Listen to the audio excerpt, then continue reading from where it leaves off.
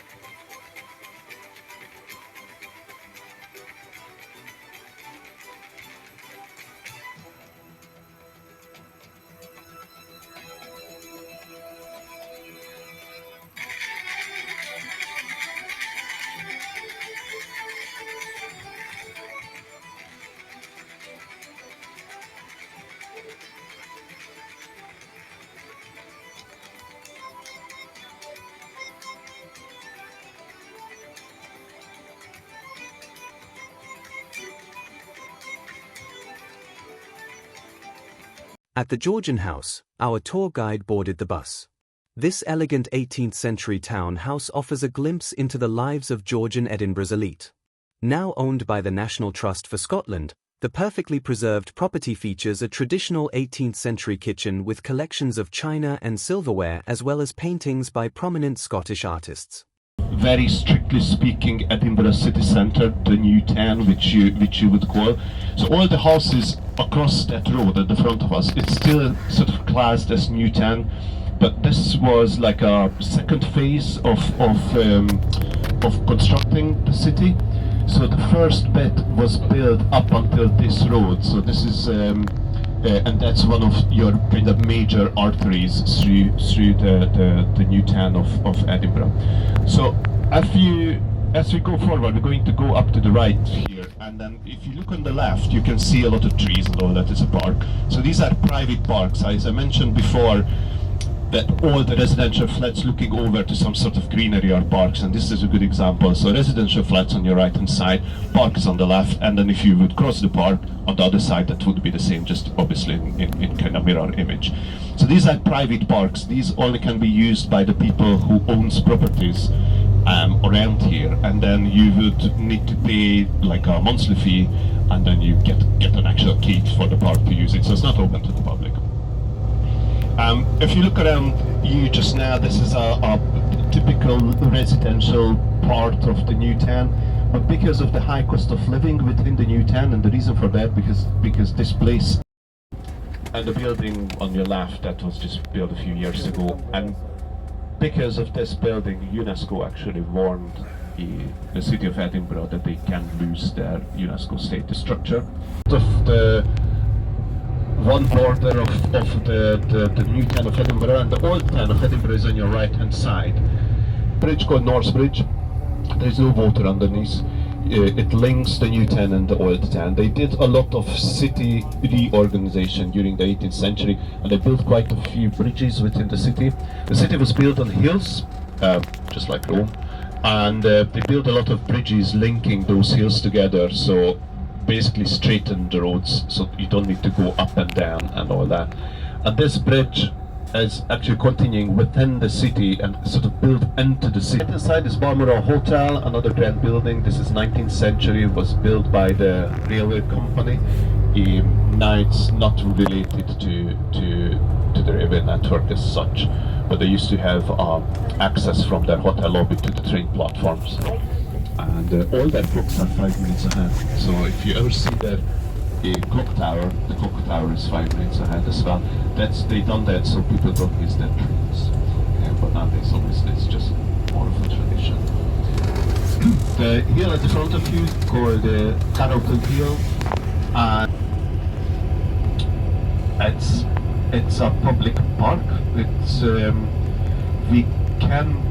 we're probably going to come back here to do some photos and do the view, but I believe that people would appreciate the washroom access somewhere. So we're going to do that first.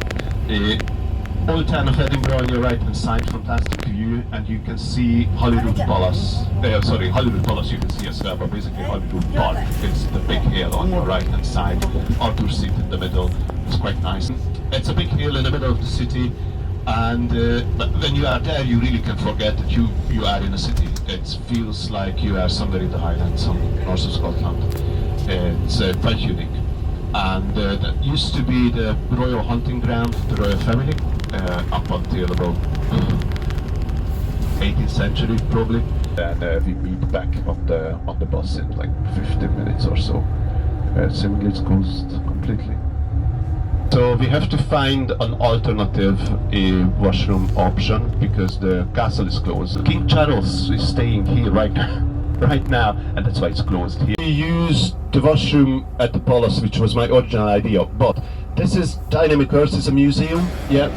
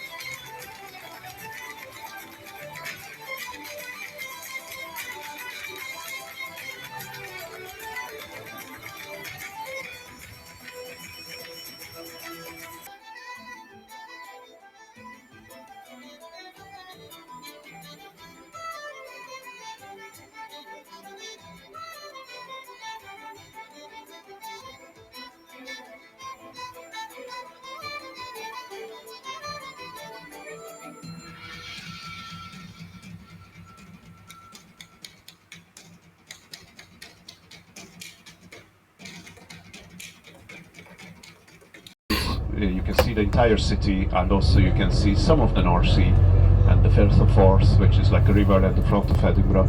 So that was there for it. Yeah. If you look up on your right hand side, this is the Royal Mile. This part is closed off from traffic, so we can't really drive through, but you can have a good view just on your right hand side, and then you're gonna come back to the castle later on the afternoon after your lunch. You will see the Royal Mile because you literally will stop on the close to the Royal Mile. So this is the Royal Mile. The end of that is the castle itself. Now we cross the North Bridge, and this road, it's called Eastern Road, but this road is still effectively a bridge. This is Chambers Street. Edinburgh University is on your left hand side.